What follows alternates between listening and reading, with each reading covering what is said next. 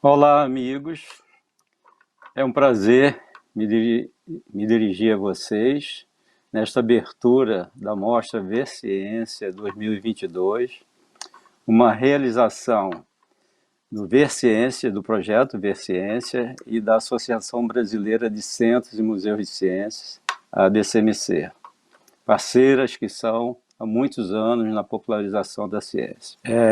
Nós vamos iniciar com uma apresentação de cada um dos membros desta mesa. Além de mim, fazem parte a Lúcia Silva, a Tânia Araújo e José Renato.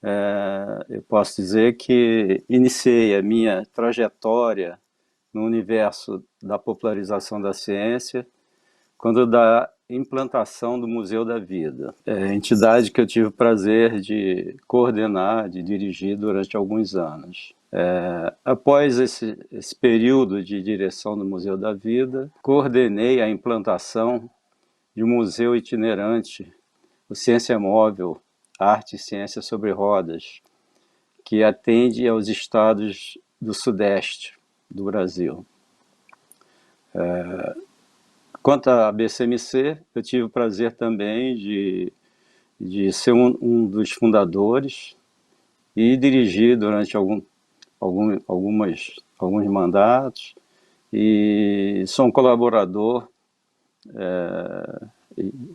desde sempre e continuo aqui colaborando. Eu passo a palavra para Lúcia Silva para fazer a sua apresentação. Bamar, nosso presidente de honra da ABCMC. Eu sou Lúcia Santana da Silva, sou do Museu Paraense Emílio Guild e também sou membro, voluntária da ABCMC, onde eu trabalho na parte da secretaria e também colaboro com os colegas na produção, na realização de vários projetos.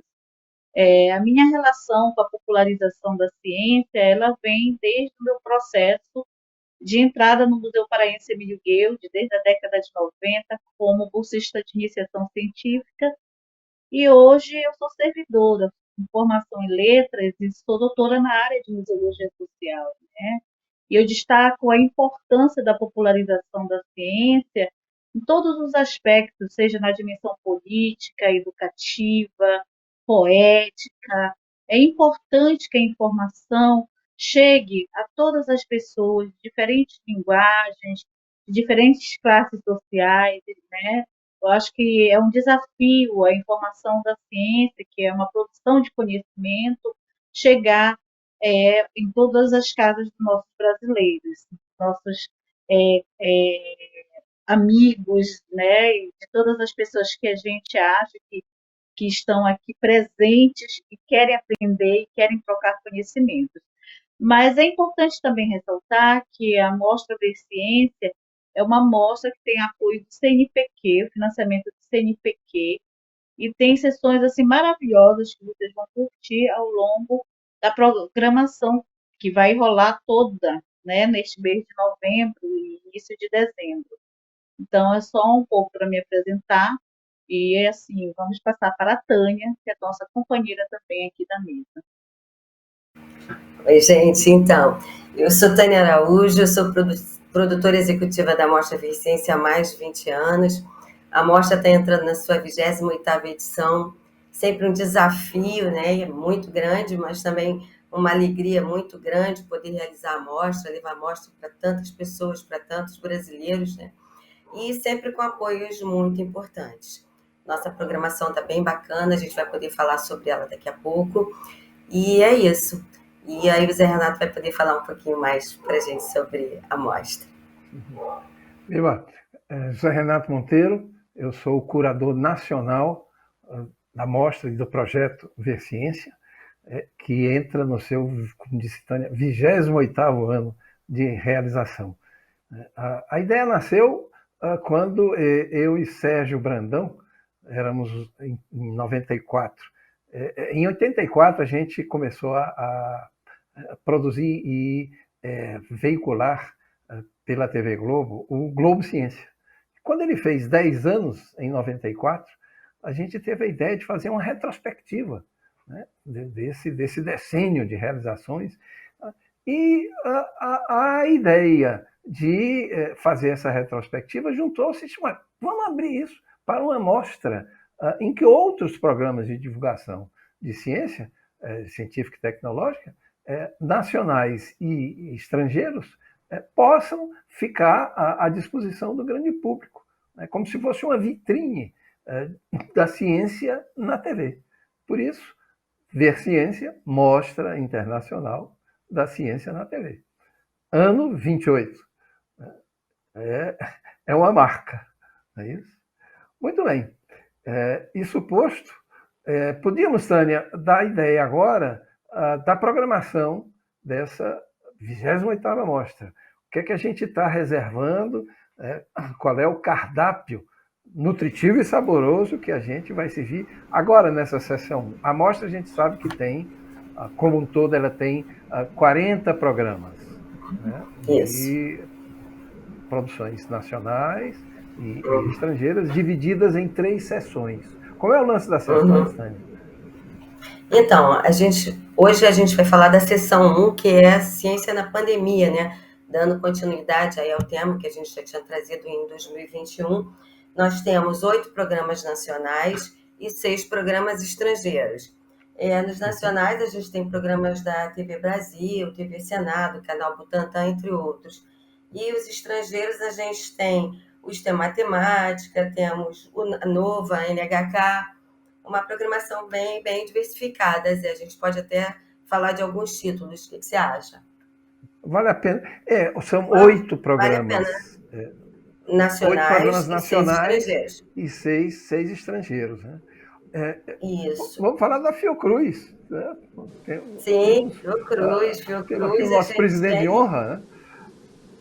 A história, 122 anos de combate a epidemias. É um programa da TV Brasil, né? TV Brasil. É um curta da TV Brasil, né? Que se chama Histórias do Brasil. É o outro da TV Senado, né? Que fala da revolta da vacina.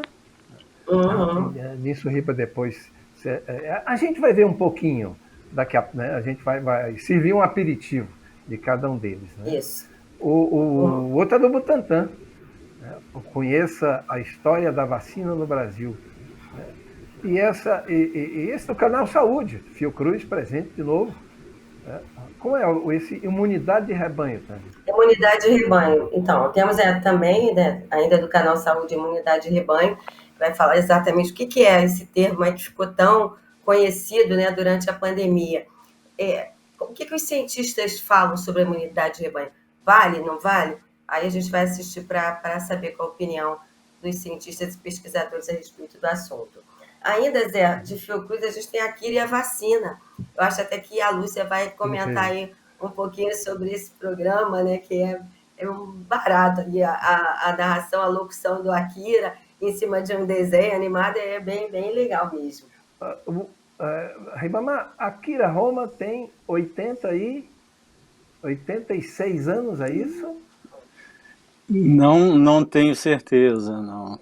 Mas eu posso ver aqui rapidinho. Já está, enfim, já está com a sabedoria dos 90. Né? Mas diga. O Gadelha sempre fala que ele tem a paciência do oriental para tratar as questões. Maravilha. Akira e a vacina. É uma animação feita por ele, produzida por ele. Vamos ver daqui a pouco, né, Lúcia? A Lúcia vai comentar aí para gente, né? E ainda temos da TV Universitária, a TV UFSC, Parques Científicos e Tecnológicos e a Pandemia, Pós-Pandemia e o Futuro do Trabalho, como é que fica o trabalho pós-pandemia, que é um programa da TV Cultura, e ainda um programa do biólogo Átila Yamarino, que fala sobre remédios. Por que é difícil ter remédios contra vírus? É um programa de 16 minutos aproximadamente, bem legal. E a nossa programação estrangeira aí, né? A ideia é ter sempre programas de curta duração, porque isso faz com que as pessoas tenham, né, sejam estimuladas a continuar, né, elas são, vamos dizer assim, conduzidas a prosseguir na discussão, né, do debate, no aprofundamento do tema, da matéria que o Curta trouxe. Não é isso? Mas vamos aos estrangeiros? Exatamente. Vamos. Temos do CNRS França, Máscaras Anti-Covid, Enfrentando a Física. O Isto é Matemática, que é um programa que já faz parte de Persciência há muito tempo. O que a sífilis, a Covid-19 e o Boris Johnson têm em comum? O programa tem sempre esse lado assim, mais engraçado, o apresentador também é uma figura, né? E ele sempre aborda assim, alguns temas no programa dele, e esse está bem legal. Também é um programa curtinho, de 10 minutos, bem interessante. Bem humorado, bem humorado Ele é muito bem esse humorado. vídeo. Ele é um português, Muito né? Ele é interessante. bem humorado. Temos Natânia, também, quer falar... do Isto é Matemática, né, ele chama-se Rogério Martins. Rogério Martins já esteve, inclusive, aqui, foi um dos nossos homenageados, né? Foi o nosso premiado do Prêmio Ver Ciência, né, de 2011. Né? Nossa, 2011. E em seguida, todo, depois né? do Matemática... Então, a gente tem um Futurando da Deutsche Welle, as incertezas da pandemia no Brasil e a importância de uma ciência inclusiva. Continuando aqui, um programa que depois eu vou falar um pouquinho dele, um programa da Nova, e as novas variantes da Covid-19 são mais resistentes à vacina. A gente está passando por isso agora, né? Algumas variantes e subvariantes já presentes no Brasil, né? Como é que essa questão está sendo tratada e se esses equipamentos disponíveis, se eles realmente funcionarão contra essas variantes. Temos um japonês, o NHK, Coronavírus, novos fatos sobre mecanismos de infecção. E o último programa, que é um outro Deutsche Welle também, que é Coronavírus, bom para o meio ambiente? Será que, de alguma forma, o coronavírus foi bom para o nosso meio ambiente? São questões que os programas estão trazendo aí para a gente poder ver, assistir e discutir. É isso, Zé. Então, essa sessão, belo né? cardápio. Ciência na pandemia. Sim. É um belo cardápio. Bom, bem bom. Então vamos para essa apresentação dos clipes? Vamos à apresentação dos clipes, que são pequenos aperitivos, né? Traz a chance da gente comentar alguma coisa e depois os vídeos completos poderão ser vistos na mostra, né? Então eu peço à produção que pode pôr o primeiro clipe. A Fiocruz completa hoje 122 anos. Acompanhe agora com a gente uma reportagem especial que conta a história da instituição, criada para combater epidemias no início do século passado, além de atuar na linha de frente contra a Covid-19.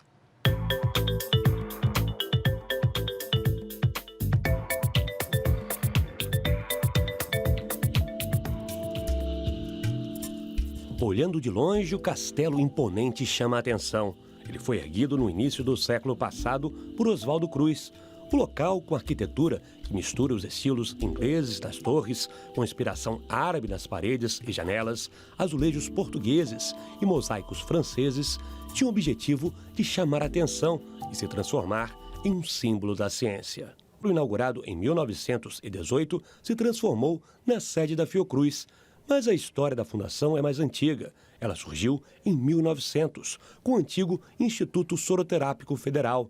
A construção fazia parte da antiga fazenda de Manguinhos, local escolhido pelo governo para que os pesquisadores desenvolvessem soros e vacinas para enfrentar as doenças que se espalhavam pelo país. Este trecho do vídeo que vocês acabaram de ver é apenas um aperitivo de um vídeo completo que estará na mostra, e que fala dessa trajetória dos 122 anos da Fiocruz e as vacinas, né? O vídeo fala um pouco sobre o castelo, que é aquele monumento, né, que o Oswaldo Cruz teve a ideia de construir a partir de um prédio que ele viu em Paris, um prédio que é remanescente de uma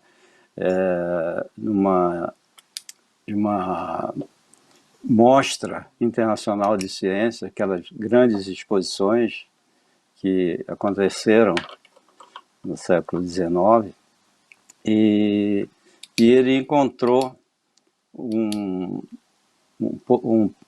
arquiteto português no trem indo para Manguinhos, e falou que ele gostaria de construir um prédio assim que fosse um marco, né? que ficasse, que tivesse um caráter de permanência, porque se fosse um galpão, uma coisa, já teria sido, provavelmente viria a ser demolido no futuro. Então ele construiu um monumento que virou realmente um monumento à ciência no Brasil.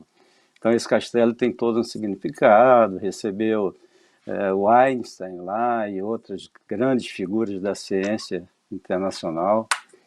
E outro destaque que faria também é que tudo começou com a abertura em 1900 do Instituto Soroterápico, em que Oswaldo Cruz foi trabalhar lá, e as primeiras batalhas dele lá foram logo contra 3 grandes epidemias, né? A febre amarela, a peste bubônica e a varíola. E apesar de todas as dificuldades, resistências da população em ser vacinada contra a varíola, por exemplo, com a revolta da vacina e tudo, ele foi vitorioso em todas as campanhas. Então ele virou esse mito da ciência brasileira, né, Oswaldo Cruz. Que, aliás, eu tive o prazer de, numa viagem de ciência móvel, visitar a cidade em que ele nasceu, visitar a casa em que ele nasceu. É uma história muito bonita. Então, depois dessas vitórias, né, do Oswaldo Cruz, com essas campanhas vitoriosas e tudo, a Fiocruz se afirmou como uma grande instituição, né, completando 122 anos, e junto com o Butantan, uma instituição, são 2 instituições de referência nessa área da saúde e das vacinas. A Fiocruz é o maior produtor de vacina contra a febre amarela do mundo. E hoje em dia ela foi se expandindo, né, com o tempo. Hoje em dia ela está em todas as regiões do Brasil, em 10 estados, e vem cada vez implementando mais projetos, mais programas, e inclusive na gestão do Arouca, do Sérgio Arouca, nos anos 80, a Fiocruz, o Sérgio Arouca trouxe uma série de ideias que arejaram a Fiocruz do ponto de vista, era uma grande instituição de saúde, etc., mas ele trouxe novas dimensões, como, por exemplo, a Casa de Oswaldo Cruz, que também o vídeo fala sobre as responsabilidades da Casa de Oswaldo Cruz, né, de divulgação científica, de pesquisa histórica, de guarda de patrimônio histórico e divulgação também. E graças a esse patrimônio já regimentado pela Casa de Oswaldo Cruz, é que nós tivemos elementos, material para fazer alguns desses vídeos, né? Então, é uma instituição que foi muito importante, né, nesse momento da Covid-19, né, nessa nossa última pandemia, que espero que não tenha outra tão cedo, mas a Fiocruz foi fundamental, junto com o Butantan também. É bom dar esse crédito para essas duas grandes instituições nacionais. Então é isso, eu passaria então, pediria, né, um novo clipe.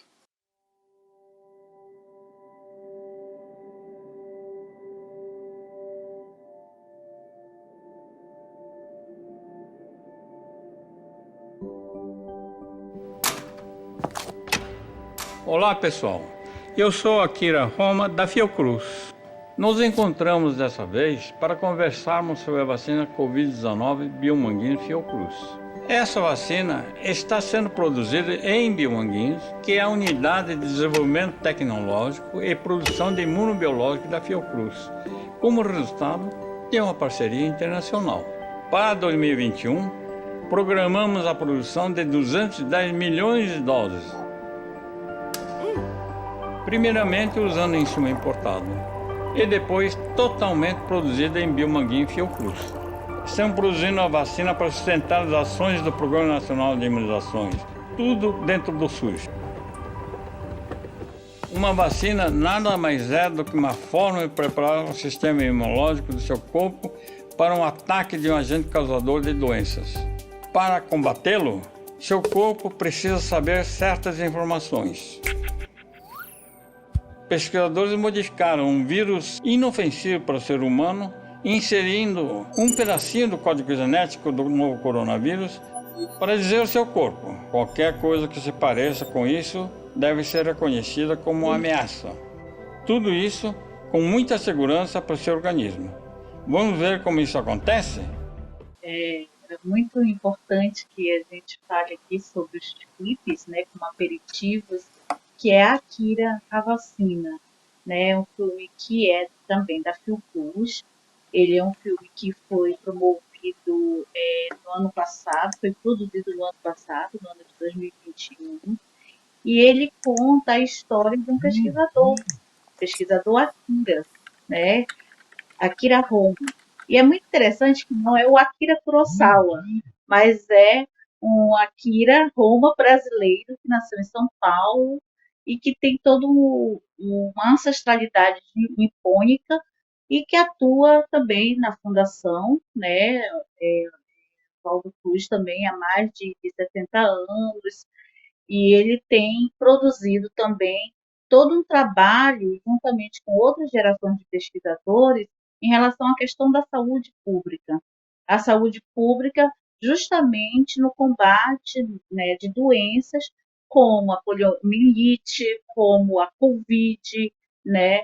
Então, é muito importante o protagonismo desses pesquisadores e esses pesquisadores virarem também personagens, né? E é um personagem, o Akira, ele é um personagem em formato de um desenho animado, onde ele faz uma viagem pelo laboratório da Fiocruz, onde ele vai contando como é que foi produzida a vacina, principalmente a vacina que vai combater o coronavírus, que foi uma doença, né, que foi identificada na China no final no final de 2019 para 2020.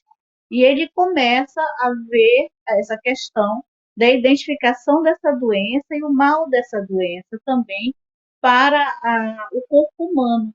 E a ideia é sair desse laboratório e também atravessar esse corpo humano. Como é que essa vacina vai ter efeito dentro do corpo humano e de que maneira, né, as vacinas elas são importantes para essa proteção.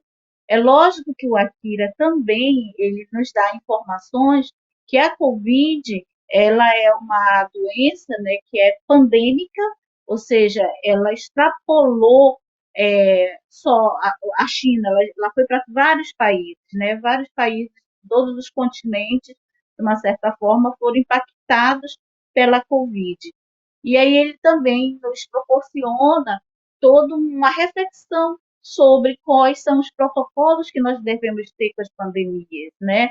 Então, evitar aglomerações, usar as máscaras, né? Também fazer a lavagem das mãos, que são assim formas de higienização básicas né, e que todos nós podemos fazer para nos proteger contra esses males. Então, assim, fico muito feliz de ver esse filme, porque faz a gente fazer uma reflexão sobre o papel do pesquisador, a importância do conhecimento científico e, principalmente, fazer essa ciência chegar e ser credibilizada, né, pelas pessoas que vão tomar essa vacina, né? E tem até uma frase que foi dita por Oswaldo Cruz também, que cada pessoa no Brasil, até porque tem 122 anos, tem um pouco, né, da Fiocruz nas suas veias, né? E isso quer dizer vida. Então, acho assim fantástico esse filme e a gente deve mesmo fazer mais popularização em relação a esses clipes, a esses pequenos depoimentos, mas que tem assim, uma potência muito grande de transformação, de educação e de ciência cidadã. Agora passo para a Tânia também fazer os comentários dos clipes, né, que nós vamos passar nessa sessão Ciência na Pandemia. Lúcia, realmente a Fiocruz está presente nas nossas vidas mais até do que a gente imagina, né? É um orgulho ter uma instituição como Fiocruz, como o Instituto Butantan, e a gente tem que realmente credibilizar e bater palmas para elas, porque nessa pandemia elas foram essenciais, continuam sendo, né? E agora a gente vai falar chamar um clipe aí de um programa estrangeiro, um programa da Nova, que é sobre as variantes, sobre as novas variantes. Se as novas variantes da Covid-19, se elas são mais resistentes a vacinas. Pode rodar, por favor, produção. Novas variantes do coronavírus estão tornando a Covid-19 mais transmissível. Por quê? Basicamente, no corpo das pessoas infectadas, o coronavírus está mutando e evoluindo. Vírus fazem bilhões e bilhões de cópias, e surgem tantas gerações do vírus que fica mais fácil para os vírus evoluírem e se adaptarem com o tempo.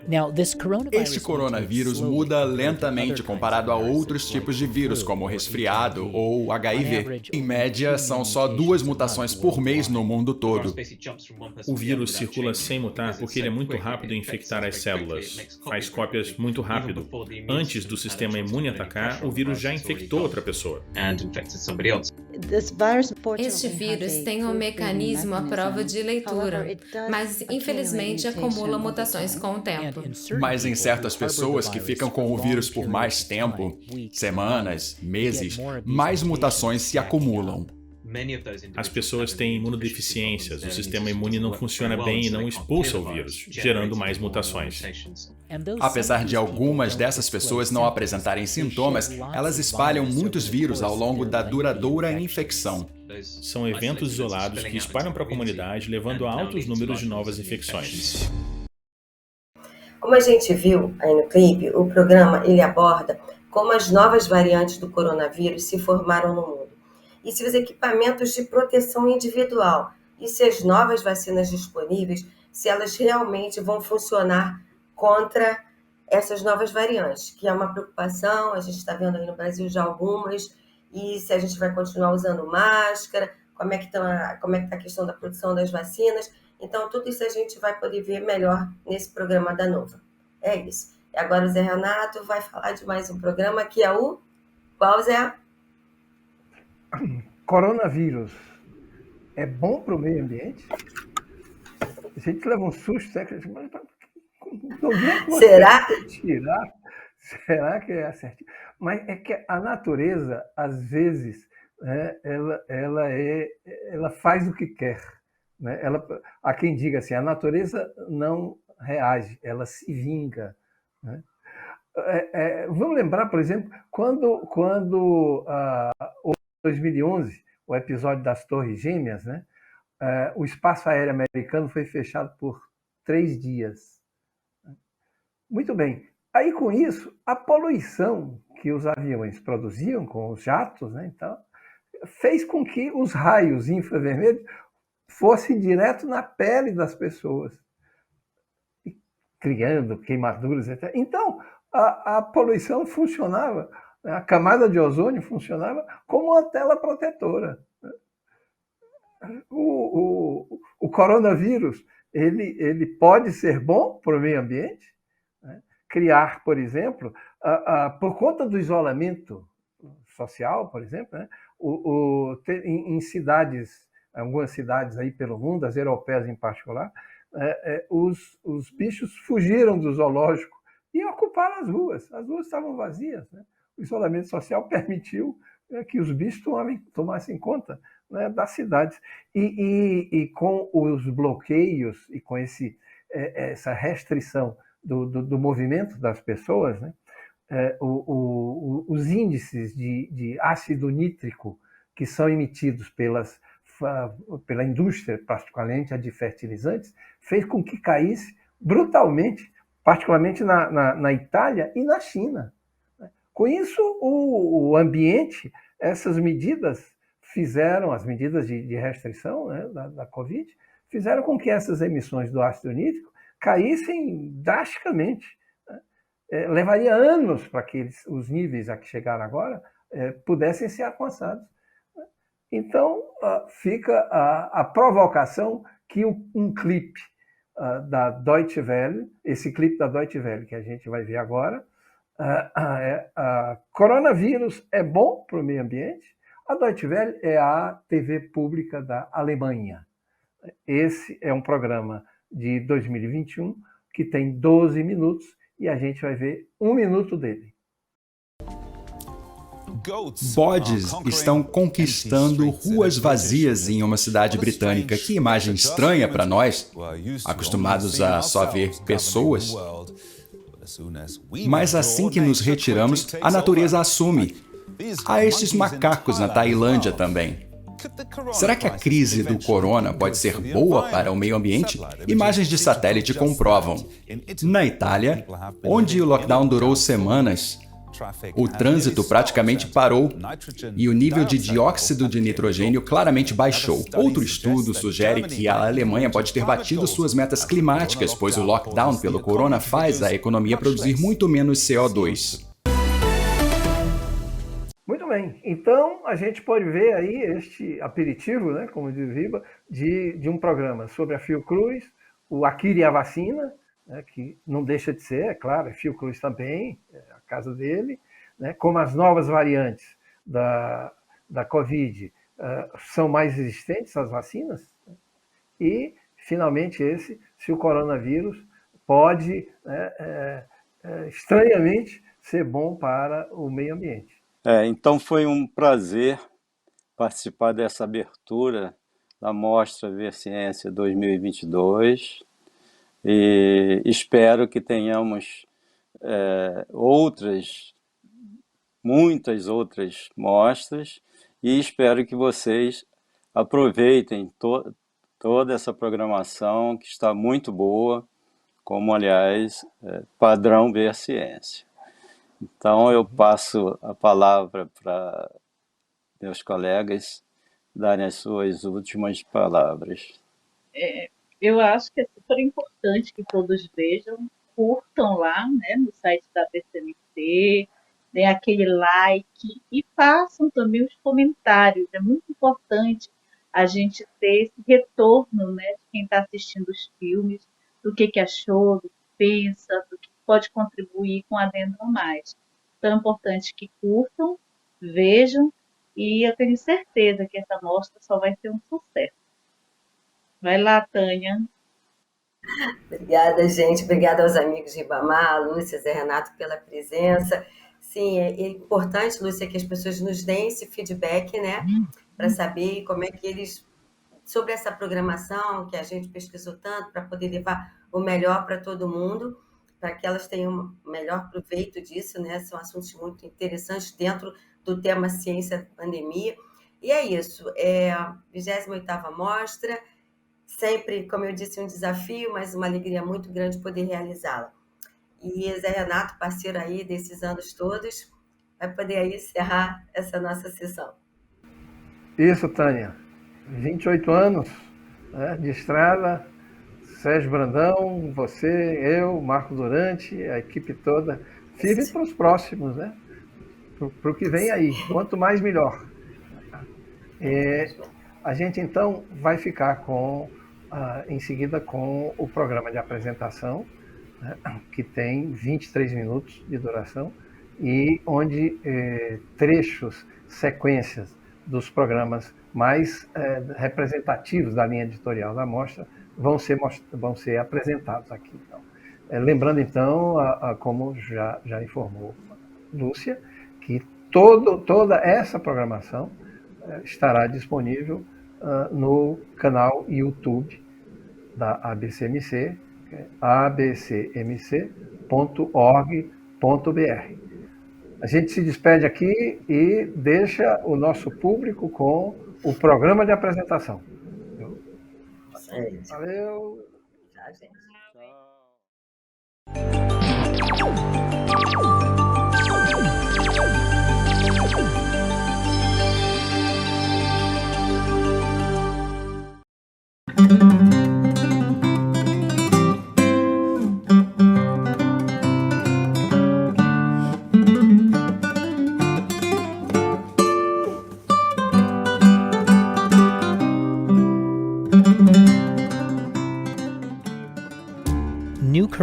Novas variantes do coronavírus estão tornando a Covid-19 mais transmissível. Por quê? Basicamente, no corpo das pessoas infectadas, o coronavírus está mutando e evoluindo. Vírus fazem bilhões e bilhões de cópias, e surgem tantas gerações do vírus que fica mais fácil para os vírus evoluírem e se adaptarem com o tempo. Este coronavírus muda lentamente comparado a outros tipos de vírus, como resfriado ou HIV. Em média, são só 2 mutações por mês no mundo todo. O vírus circula sem mutar porque ele é muito rápido em infectar as células. Faz cópias muito rápido. Antes do sistema imune atacar, o vírus já infectou outra pessoa. Este vírus tem um mecanismo à prova de leitura, mas infelizmente acumula mutações com o tempo. Mas em certas pessoas que ficam com o vírus por mais tempo, semanas, meses, mais mutações se acumulam. As pessoas têm imunodeficiências, o sistema imune não funciona bem e não expulsa o vírus, gerando mais mutações. Apesar de algumas dessas pessoas não apresentarem sintomas, elas espalham muitos vírus ao longo da duradoura infecção. São eventos isolados que espalham para a comunidade, levando a altos números de novas infecções. Tomemos a variante B117, documentada inicialmente no Reino Unido. Fomos um dos grupos que descobriu 8 mutações nas espículas. Isso significa mutações nos genes que tornam a proteína que forma as espículas distintivas do coronavírus, as quais cobrem a superfície externa e que se acoplam às células no corpo. Essas mutações permitem que o vírus se acople mais aos receptores ACE2 das células humanas, o que parece fazer com que o vírus se replique mais rápido também. Todas as proteínas, inclusive as das espículas, são construídas com subunidades chamadas aminoácidos. Das 8 mudanças em cada pedaço desta proteína da espícula variante, 2 são eliminações de um único aminoácido e 6 são substituições de aminoácidos. Esses componentes diferentes mudam a forma da proteína da espícula levemente, facilitando que o coronavírus invada a célula humana. Como resultado, a variante do Reino Unido é cerca de 50% mais transmissível que a versão original, devido aparentemente em boa parte a uma dessas substituições. Em algumas semanas, ela dominou todas as outras variantes circulando no país. É uma competição entre uma nova variante e as variantes já presentes na comunidade. A quantidade de vírus no nariz parece ser maior em pessoas com a nova variante em relação às demais, e isso explica por que há mais transmissão. Em outras palavras, uma pessoa com esta variante pode estar exalando mais vírus. E uma pessoa respirando o mesmo ar tem mais chances de se infectar. Isso é uma preocupação grande, pois significa que o vírus pode se espalhar mais rápido entre a população. Especialistas estão preocupados com o espalhamento desta variante fora do Reino Unido, incluindo os Estados Unidos. Outras variantes também surgiram. Uma no Brasil, outra na África do Sul. Ambas têm uma das mutações nas espículas da variante do Reino Unido e ambas parecem mais transmissíveis que a versão original.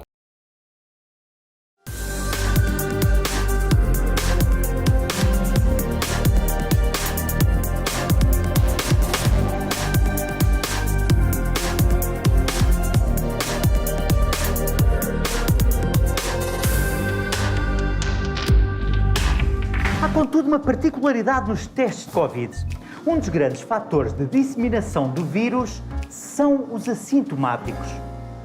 Quanto mais rápida for a obtenção dos resultados dos testes, menor será o número de casos em que os assintomáticos propagam a doença sem saber. Vamos pegar na mesma matriz e vamos esquecer os chefes de Estado e as rondas. Agora são 15 pessoas a serem testadas na horizontal e os testes Covid estão na vertical. Repare que a posição do X não foi alterada. Agora, a ideia é juntar as amostras correspondentes ao X numa certa linha e testar a mistura. Se esse teste der positivo, quer dizer que uma destas pessoas está infectada. Vamos agora supor que o teste 3 e o teste 6 deram positivo e os outros foram todos negativos. Tal como no caso das reuniões dos chefes de Estado, em que só havia uma reunião entre cada par, também aqui só há uma pessoa que está nestes dois grupos de teste. A pessoa 12. Ela ou ele é o único infectado neste grupo.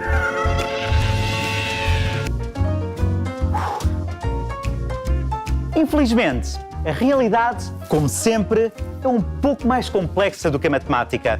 Na prática, os testes não são a preto e branco, já que apenas nos dão uma probabilidade de uma determinada pessoa estar infectada.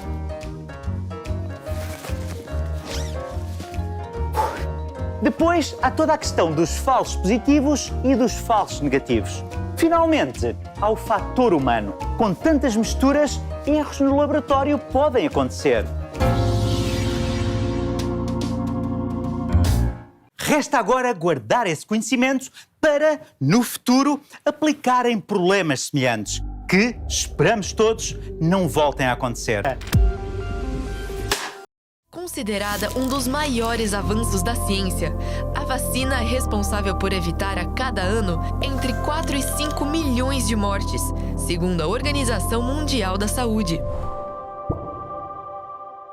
Assim como a história da imunização em geral, a história da imunização no Brasil está atrelada à criação da vacina contra a varíola em 1796 por Edward Jenner. O Marquês de Barbacena trouxe a vacina, com a técnica criada por Jenner, de Portugal para o Brasil, em 1804, colocando ela em prática na Bahia. A vacina da varíola era obrigatória para crianças desde 1837 e para adultos desde 1846. Mas a lei só começou a ser cumprida de verdade em 1904, por influência do médico sanitarista e pioneiro da infectologia Oswaldo Cruz. A obrigatoriedade da vacina não foi bem recebida pela população, dando origem à revolta da vacina no Rio de Janeiro, a capital do país na época. Em menos de 2 semanas, houve 30 mortos e 110 feridos, além de 945 pessoas presas e 461 deportadas. A situação mudou em 1908, quando o Rio foi atingido por um violento surto de varíola. E o medo da doença foi maior do que o receio contra a vacina. Hoje, a vacinação no Brasil é realizada por meio do Programa Nacional de Imunizações, criado em 1973, e é considerada referência mundial há décadas. Um dos maiores programas de vacinação do mundo, o PNI é responsável pela distribuição de vacinas para toda a população, por meio do Sistema Único de Saúde. O Instituto Butantan é o maior fornecedor de vacinas ao PNI, fornecendo 65% de todas as vacinas disponibilizadas ao SUS por meio do programa. Em 2020, foram 91,4 milhões de vacinas. E em 2021, a previsão são 180 milhões. Lembre-se, a vacinação é a melhor forma de erradicar doenças e conter a propagação de micro-organismos nocivos à saúde. Quem se vacina diminui as chances de contrair a enfermidade e ainda protege seus amigos e familiares.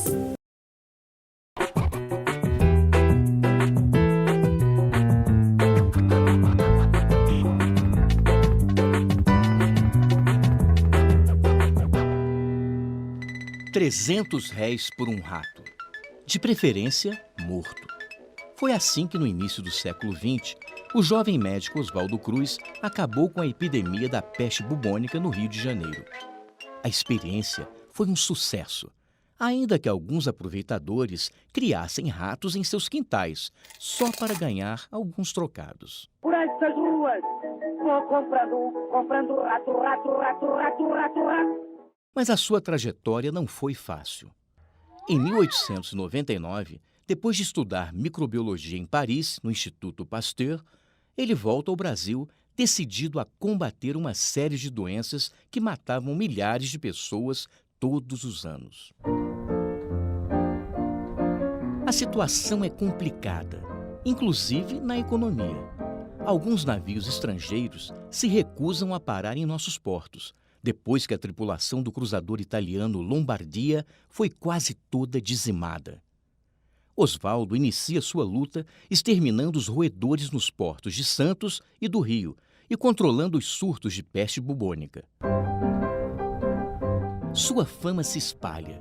Em 1903, assume o cargo de diretor-geral de saúde pública, com o desafio de acabar com uma outra epidemia, a da febre amarela. Alguns dias depois, ele toma uma atitude polêmica. Descontente com os métodos tradicionais de saneamento, ele resolve viajar a Havana, capital de Cuba, para estudar como a cidade havia acabado com o surto da doença. Naquela época, acreditava-se que o vírus fosse transmitido pelo ar ou pela água, até que o médico cubano Carlos Finlay descobrisse que o inimigo era outro, o mosquito Aedes aegypti. Oswaldo volta ao Rio e começa a lutar com o que tem. Organiza uma brigada de carroças pulverizadoras para limpar os focos de pernilongos e isola os doentes em cubículos. A imprensa pega no seu pé, mas o número de pessoas infectadas diminui rapidamente. Faltava ainda um desafio maior: vencer a varíola. E o único remédio era a vacina, ainda uma novidade para os brasileiros, mas já fabricada na França há algumas décadas, a partir do vírus da varíola da vaca. A repercussão é negativa. Ninguém queria colocar dentro do corpo o vírus da doença, ainda mais de um animal. Nem mesmo o intelectual Rui Barbosa. Mas não havia outra saída. Para conter o número crescente de mortos, o Congresso aprova uma lei tornando obrigatória a vacinação. As brigadas sanitárias começam a entrar nas casas e vacinar as pessoas à força. A revolta é geral. Mulheres se recusam a mostrar o braço aos vacinadores e muita gente que morava em lugares insalubres tem suas casas demolidas. O conflito toma proporções gigantescas, com tiroteios e quebra-quebra em todas as partes da cidade. Os cadetes da Escola Militar de Praia Vermelha, descontentes com o rumo que a República havia tomado, aproveitam o caos e tentam derrubar o presidente Rodrigues Alves. O governo reage com mão de ferro, decreta estado de sítio e manda revoltosos, descontentes e, de quebra, alguns desempregados para uma jornada de trabalho forçado no estado do Acre. Diante de uma intensa pressão popular, o presidente revoga a lei da vacina, que deixa de ser obrigatória. Mas quem quisesse trabalhar, estudar ou casar, precisava se vacinar. Com o tempo, o número de contaminados despenca e as pessoas passam a procurar voluntariamente os postos de saúde. Em breve, já não haveria mais nenhum caso de varíola. Em 1907, Oswaldo Cruz recebe, na Alemanha, o prêmio mais importante de higiene e saúde pública da época, competindo com mais de 120 concorrentes do mundo inteiro. A imprensa agora o chama de gênio. E o próprio Rui Barbosa, quem diria, o saúda como herói nacional.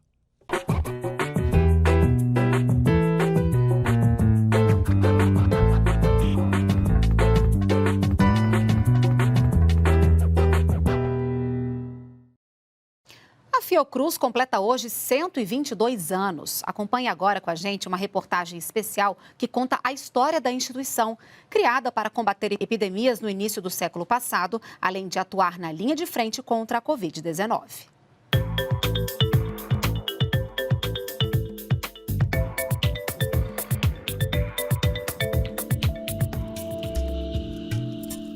Olhando de longe, o castelo imponente chama a atenção. Ele foi erguido no início do século passado por Oswaldo Cruz.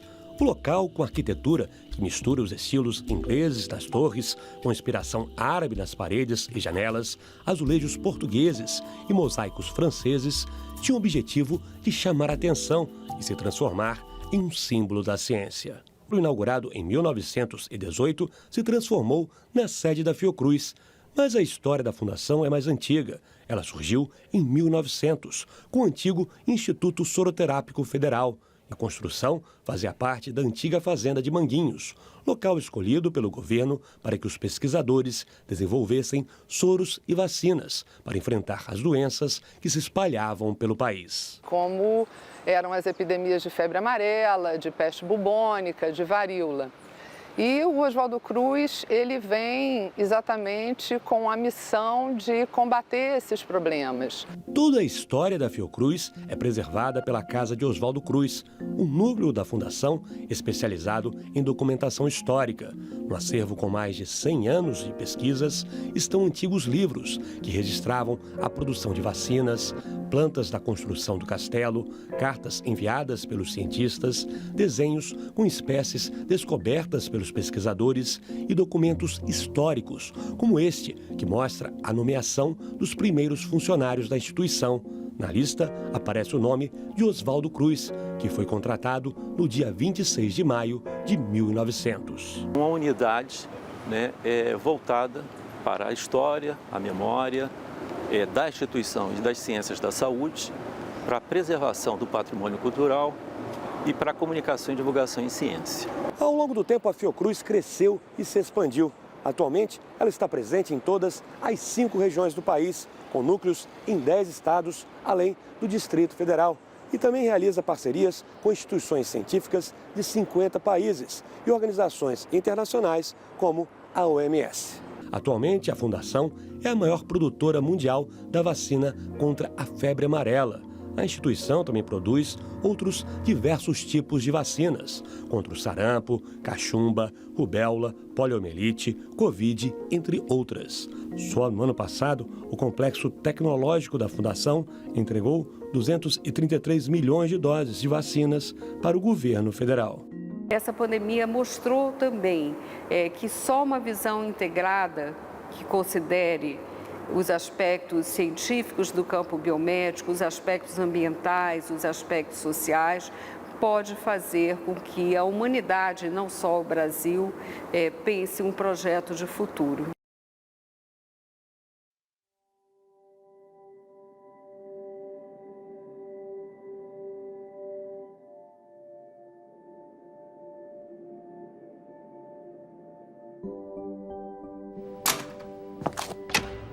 Olá pessoal, eu sou Akira Roma da Fiocruz.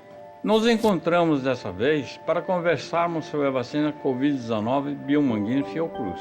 Essa vacina está sendo produzida em Biomanguinhos, que é a unidade de desenvolvimento tecnológico e produção de imunobiológico da Fiocruz, como resultado de uma parceria internacional. Para 2021, programamos a produção de 210 milhões de doses.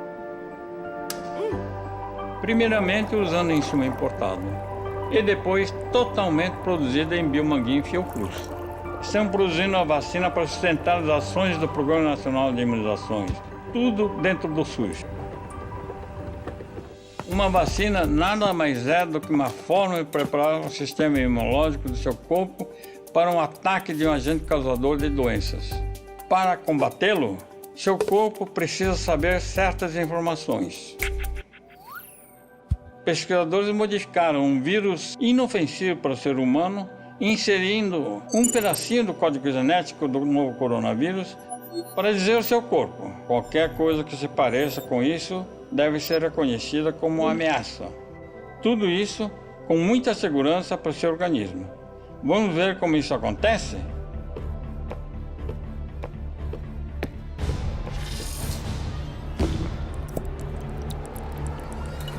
Aqui vamos nós.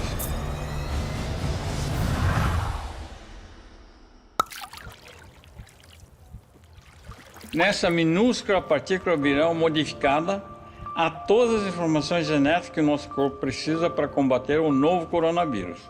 Agora, só precisamos colocá-la nas células do seu corpo. Como você pode ver, um complicado processo biológico que está ocorrendo dentro de cada célula em que o vírus modificado entraram. Com a nova informação genética, temos uma receita completa para criar essas pequenas espículas que vocês podem ver crescendo no exterior da célula.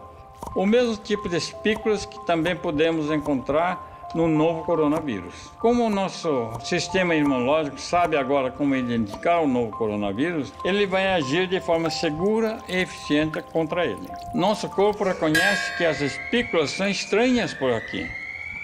Então agora, nosso sistema imunológico entra em ação, respondendo ao organismo estranho com um superpoder.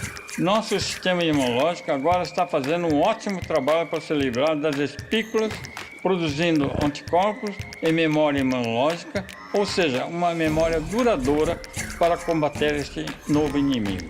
Agora nosso corpo sabe o que esperar quando o novo coronavírus resolver aparecer por aqui. Graças à vacina da Fiocruz, alguns dias depois de vacinado, estaremos com nossas defesas preparadas. Muito em breve, você também será vacinado. Mas mesmo que você já tenha tomado a vacina, lembre-se de sempre usar a máscara, lavar as mãos regularmente, usar álcool gel, praticar distanciamento social e evitar aglomerações. A vacina irá protegê-lo contra a doença, mas ainda assim é preciso proteger as pessoas que você ama. Até breve!